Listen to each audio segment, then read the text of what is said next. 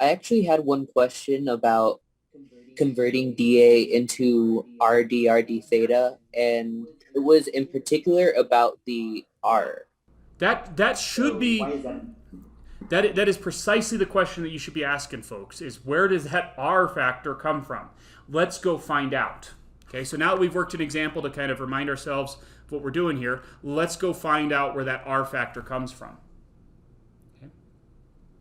So what I want to do is I want to go ahead and set up the polar integral. And we're going to set up the polar rectangular integral.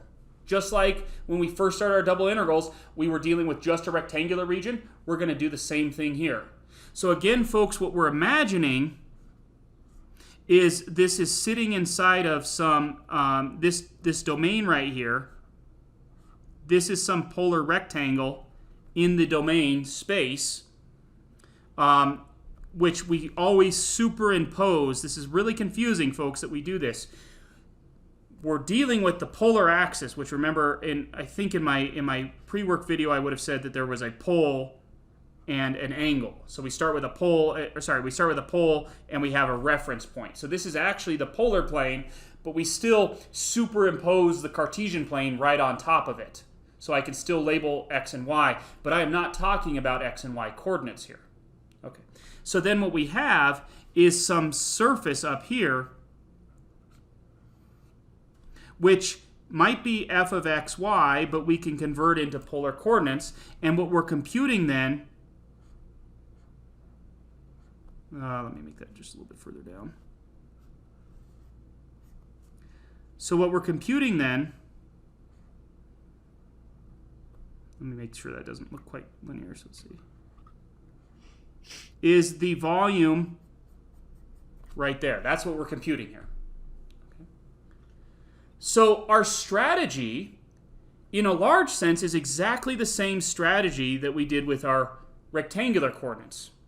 And we're going to say that the volume is approximated by the sum of each of these polar rectangles from k equals 1 to n of f of x comma y times dA of k. And careful here, let me say, what we're really going to do is we're pick some representative point inside the kth polar rectangle, which would start out being some xk star comma yk star times oops, and that should be a delta. I'm all over it today. Delta A of k. So that this part is this is the identical formulation that we did in our double integral before, where we said take the area of the kth rectangle, multiply it by some representative height inside of that kth rectangle, and add them up, right? And in fact, what we'll do though is then we're going to go ahead and do a polar substitution here. So let's do that part first. So we're just going to we're going to reference this point not as xk star yk star, but as rk star theta k star. That's how we're going to refer to it. And we know how to convert back and forth between the two coordinates. So that's going to be some rk star cosine theta k star, comma, rk star sine theta k star d times delta A of k. Now, if rectangular, what is delta A of k? If it's a Cartesian rectangle, we would multiply it by delta x of k times delta, or we would say that it's delta x of k times delta y of k. But we are not doing this. What do we need to do? We need to find the area of the kth rectangle. So we need to find the area of the kth polar rectangle. Now, folks, hopefully you can see that as you zoom in on this, well, this looks sort of like a Cartesian rectangle. It is not. And to see that kind of, maybe it's a little bit more apparent, maybe something like here, where this is not a rectangle. So we can't just say that it's d theta. So this was to kind of Andreas' question. We can't say that that is d theta times dr, because you don't compute the areas of those polar rectangles the same way. Okay? So instead, what we have to do, let's go ahead and first draw an exaggerated picture. Let me make that even more exaggerated. And we're going to find the area of this kth rectangle right here. Okay, so can you see that that's supposed to be one of those rectangles? Okay. So this would be, normally we would think of this as rk minus 1, and this would be r sub k. So that's the kth radius, k minus 1 radius, and this is the k radius. And this would be theta k minus 1 out to theta k. So just like, in rectangular coordinates, you don't need to write this down, folks. In rectangular coordinates, this was x of k minus 1, x of k, and this was y sub k minus 1 and y sub k. We do the same numbering here. This is for our kth rectangle. Does that make sense, folks? So then what we need to do is we need to come up with a clever way of finding this. And there's probably other ways to do it, but the way I'm going to do it, and the way our text does it, is I'm going to make sure that the representative point that we pick is midway in that rectangle. It's in the center of that rectangle as far as the radius is concerned. Okay? So this is going to be the particular rk star that I pick, comma, theta k star. Folks, what do I do with that representative point? That's the point that we end up plugging into our function to get our height right. So as far as the picture goes, that's going to give us the height. When we plug that point into the function, it's going to give us the height of the surface above that point, or below it potentially. Okay? So another way I could describe this is I could first call this distance right here. So this is all just kind of clever naming, and sometimes when you get into hard math, half the battle is just naming things clever ways. I'm going to call this distance right here delta r sub k. And that's a literal distance. It's this value minus this value. And then I'm going to call this value right here, that is our delta theta sub k. Notice that this over here is still delta rk, and this down here is still delta theta k, right? Everyone okay with that? Because these two are literal linear distances, these two are angular distances, and the angle formed, this angle is the same angle as that angle there, so they're still delta theta k's. Okay. So the last thing to do is we're going to, this is clever, we're going to refer to r sub k. It would be the same thing as, if I pick this point to be in the middle, then I could write r sub k as r sub k star plus delta r sub k over 2. And I could write this as r sub k star minus delta r k over 2. Double check, take a moment to make sure that makes sense. So one way to think about if you're at the midpoint is to go the midpoint distance upwards.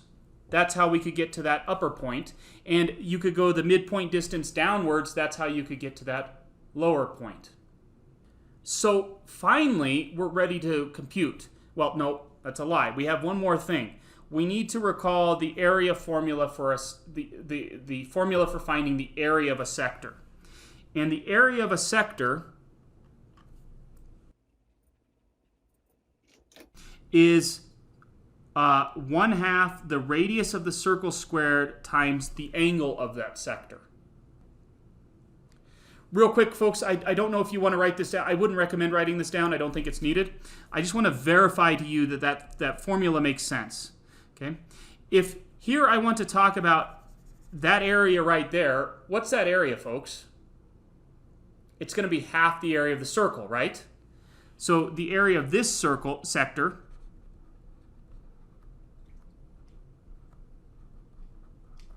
is 1/2 pi r squared, right? And what is that angle, folks? What angle are we at?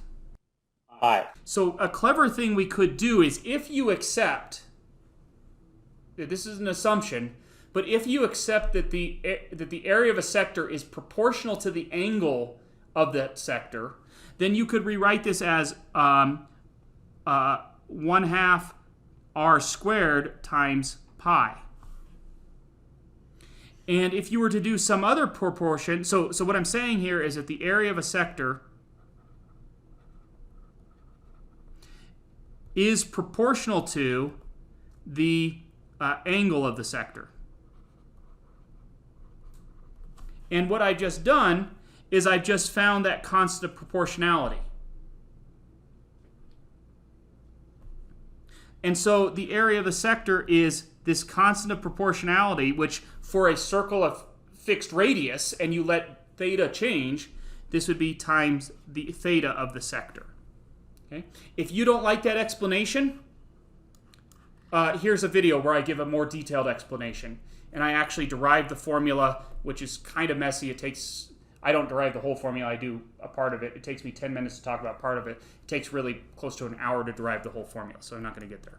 But there's the area of a sector formula. Okay? So once we know that, we need to find the area of, not the whole sector. Does everyone know what I mean by a sector? I guess I should have double checked with that first. When I talk about the area of a sector of a circle, when I talk about that, what I'm talking about is some slice of that circle that depends upon theta. Okay? So that's what I mean by the area of a sector of a circle, is that 1/2 pi r squared theta. Or excuse me, no pi, 1/2 r squared theta. So if I wanted to find the area of the outer, so let me say it like this. The area of the polar rectangle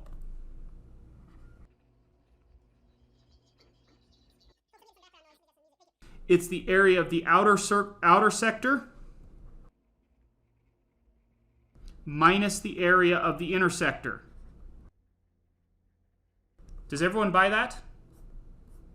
If I want to find this red shaded region right here, I'm going to find the area of the outer sector formed by, can everyone see? No, you can't see my mouse when I do it. Can you see my mouse when I do this? This outer sector here, going out to that outer radius. And then I'm going to find the area of that inner sector going to this inner radius, and I'm going to subtract one from the other. Does that make sense, folks? It's too quiet. I don't believe you. All right. Feel free, folks. Always just let me know. If I want to find the area of this rectangle right here, and by rectangle I mean a polar rectangle, I'm first going to compute this area, and then I'm going to subtract from it this area, and that will leave me with that net area right there. So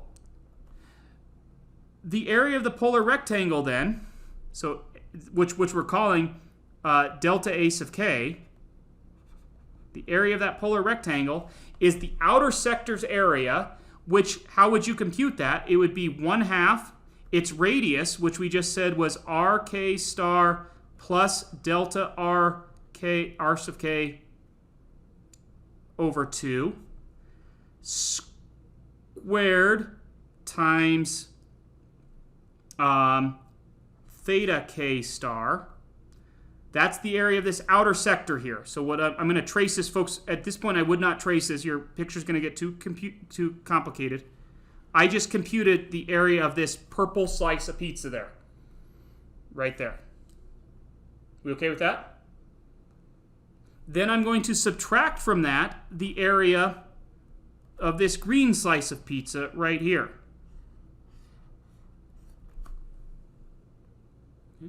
So that is going to be 1/2, because I'm using this 1/2 from the formula. The radius, which I've chosen to represent this way, which was a clever move on our author's part, of RK star minus delta RK over 2 quantity squared times its theta, which is still theta K star. Folks, I made a mistake here. That's not true. I should call that delta theta K and this delta theta K. Because that's this change right there. That's the angle. Sorry about that mistake, folks. Okay. So, Andreas asked, where does that R come from? Right here. Let's FOIL this out and see what happens. When we FOIL all this out, we get 1/2 times RK star squared. Then this is going to give me twice the middle. So that's going to give me plus, and then we've got another factor of 1/2. RK star delta RK. And then the last is going to give me this over 4 times another 1/2 is plus 1/8 delta RK squared. But then we're going to subtract from this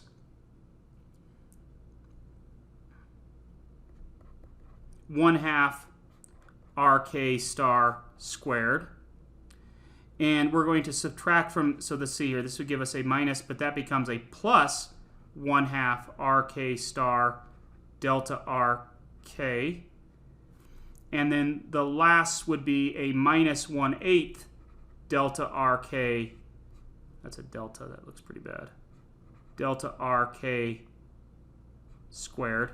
And all of that, because I didn't want to draw it as we were going through, is multiplied by those delta theta Ks. When you clean everything up, look at what you're left with. You're left with RK star delta RK delta theta K. That is the area of that kth rectangle. So finally, what we're able to say is that this polar area right here, and we'll just put it down here, is equal to the limit as delta goes to 0. That delta, remember, is still that width of that, you can still think of it as the diagonal of those polar rectangles, and we don't get into exactly how that limit works. It's the diagonal of those polar rectangles, right? So it would be, the delta would be, find the largest polar rectangle, find its diagonal, and let that thing go to 0. Of the sum from k equals 1 to n of f of r k star cosine theta k star, comma r k star sine theta k star. That part should have all kind of made sense. That was just, hey, we're plugging that polar point into the function to get its height. And we just used the regular polar conversion formulas that we've always used. What was different is that we want to, don't write this down, we wanted this to be the times the base of the kth rectangle. Don't write this part down here, folks. Okay. So this part, I mean, at this point, it looks very much just like our regular rectangular double integral, but the difference is the area of the kth rectangle is given by RK star delta RK delta theta K, and we denote that big long limit right there, we denote that as the double integral over R of f of r theta r dr d theta, where all of this is the equivalent of dA. Then we have, this would be from theta equals alpha to beta. R goes from A to B of f of r theta r dr d theta. And there we have it. So the question as to where does that factor of r come from is buried in how we compute the area of a polar rectangle. So it is an essential part of it because all of this is how we say dA in polar coordinates. Okay? So let's go ahead and summarize that. A common error when evaluating polar integrals is to forget that factor of r. Okay? Remember, we think of volume in this class as the area of the base of the object times a representative height. That should make sense. Volume is base times height. Does everyone agree with that? In polar coordinates, in Cartesian coordinates, the small rectangle just has area dx dy. That's how you give the area of a small rectangle in Cartesian coordinates. But in polar coordinates, the infinitesimally small polar rectangle, it has area r dr d theta.